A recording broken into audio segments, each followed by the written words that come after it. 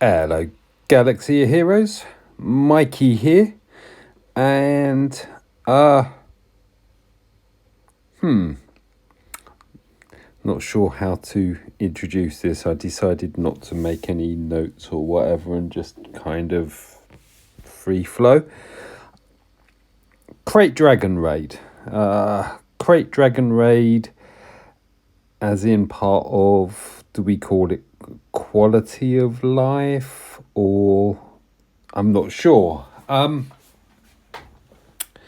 At present, I suppose it depends how you view the game, how you play the game, but there is an extreme amount of kind of pressure being applied to it. What do I mean by that? I mean that we're all in a rush to get the latest galactic legend.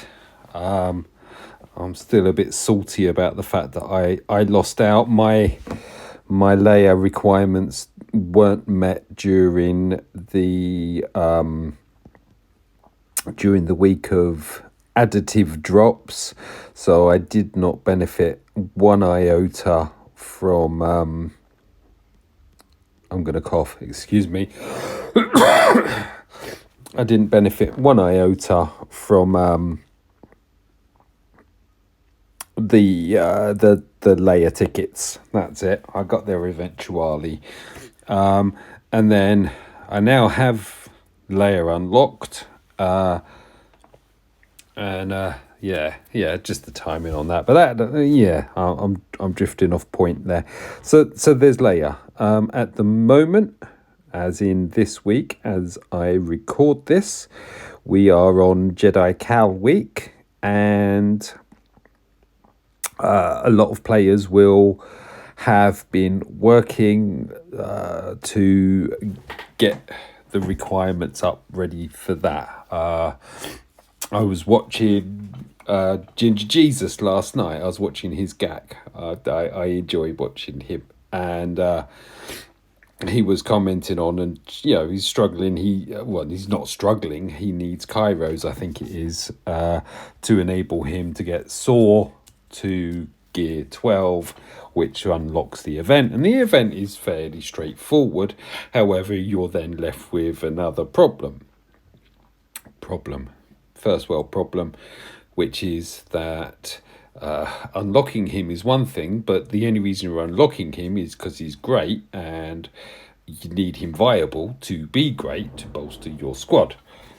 So you've scrambled for all the gear and everything else to do that. I'm going to cough again. Apologies, I've got a cold. and then you need to gear up. Well,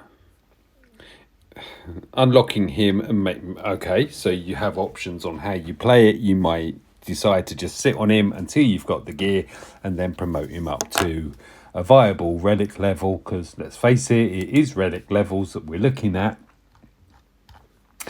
And that, and then we've got this, and this is kind of where a long-winded opening to this, and this video that I'm running here while I just waffle on and on and on. This is me managing to achieve 2700, or the highest level score, with my Hut Cartel. And then, spoiler alert, this is... may have hit it a second time, where I hit 1800 with my Mandalorians. I've got all my no, I don't have all my Mandalorians, but I have 5 Mandalorians at relic level 7 to go for the maximum score. And I've hit it once. Now, it could be that I just don't know how to play the game. I run the same way. But today I posted 1500. Yesterday was 1600. Sometimes I struggle to get 2700 and I have to repeat it. And the objective here is that I can hit 2700 without using Cad Bane. It's pointless really because I don't use Cad Bane anywhere else later on, but it was kind of like, oh yeah, look, 4-man 2700, yay, and then getting 1800 out of Mandalorians. But I struggle with it and have to repeat it over and over and over again to achieve that. And all the guilds want every player to hit this 5 times. It's nice and easy. It's straightforward, isn't it? All you have to do is remod your toons to the exact specifications that enable you to do that. Okay. Well, that works really easily if you've got, something like hot utils and you've got all your loadouts there. So that's great. But I'm of the opinion, and perhaps I'm wrong, but I'm of the opinion that more players don't have hot utils or other means of doing it in a click or two and have to go through and manually do all of that. And obviously there's a cost as well, because you have to use credits to move the mods and then put them back to do that. And you're still subject to RNG. So the question really is what's going on? Krayt Dragon effectively had a demotivation order slapped on it as soon as we were advised that the rewards that we all want, I believe they're known as Get 3 now, are moving.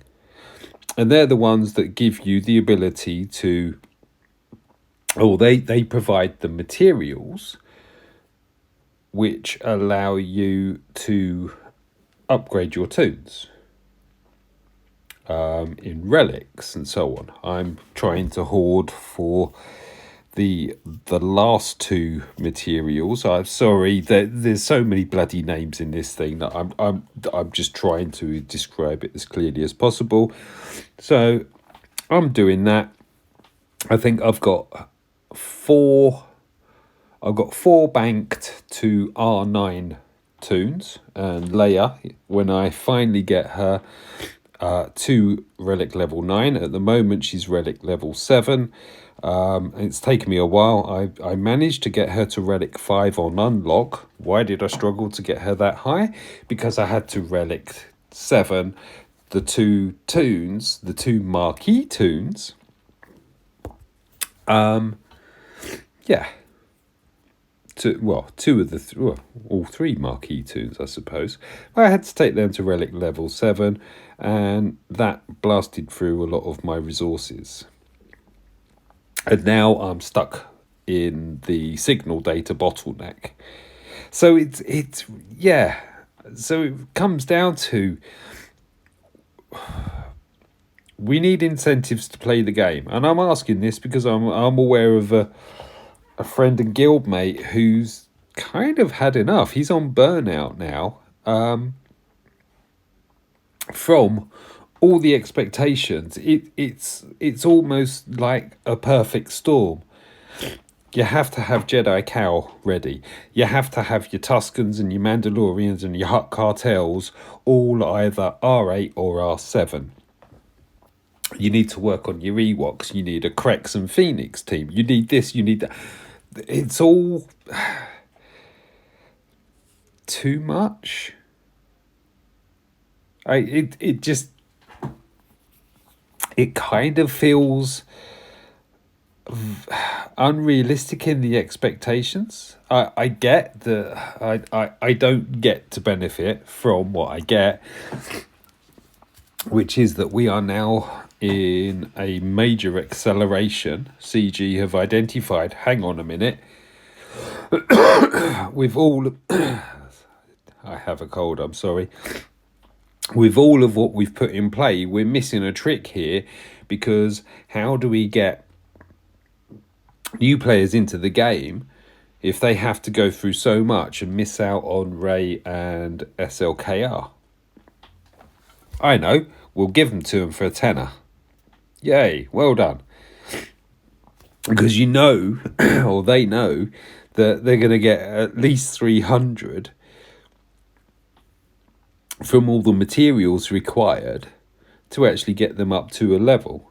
There's also, of course, the fact that I hadn't realised the Zeta mats were a thing and a bottleneck now.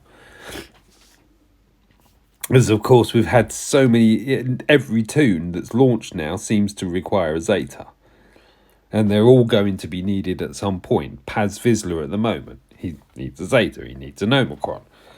So we've got all the bottlenecks there. And I'm not complaining per se about each of these. I get that. It just feels like it's too overweighted. I mean, I understand it's a business and therefore they need to make money. But, don't you want to expand your player group? Invite new players to enjoy it? I mean, I'm coming up to playing this game for 8 years. There's still new players. I mean, of course there's new players. That's why we've got all these accelerator packs. Just my observation that, we need some balance. We need some redress. And the reason why, coming back to this Krayt Dragon here, perhaps that's one of the things that we can do. We've already been told it's the main rewards going. So I don't know, as an idea off the top of my head, if you hit the maximum 3 times or whatever, you get to sim it. Because however much, and apparently the psychology behind it is that we release more endorphins the more we lose rather than the more we win. So that's how gambling really works. And I'm sorry, but this is definitely a gambling game. I mean, Christ's sake, look how much money it takes. How? The only way that occurs is through gambling. However you want to label it or whatever. But yeah, enough with the stick and stick. Let's get more carrots in here. That's kind of where I think the point I'm trying to make. Address. Don't know. Cough's coming up. Hang on a sec. Yeah. Sorry. It's a stinker, and it just doesn't want to go at the moment, but it's hardly surprising. But yeah, coming back to it all.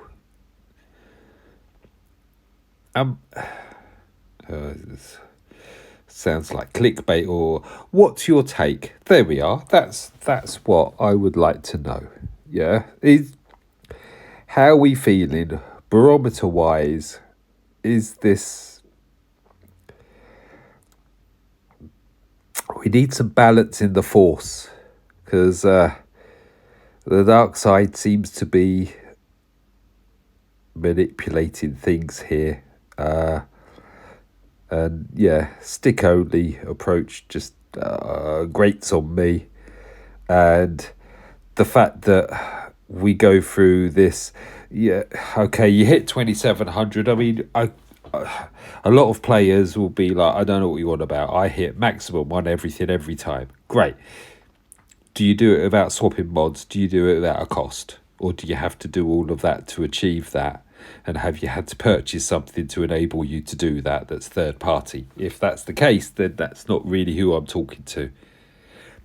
I'm talking to the general populace who working to get their squads up to a certain level, and then have stuff like this kind of throw a big spanner in the works and just be a frustration now. Interesting. Thank you for listening. Bye.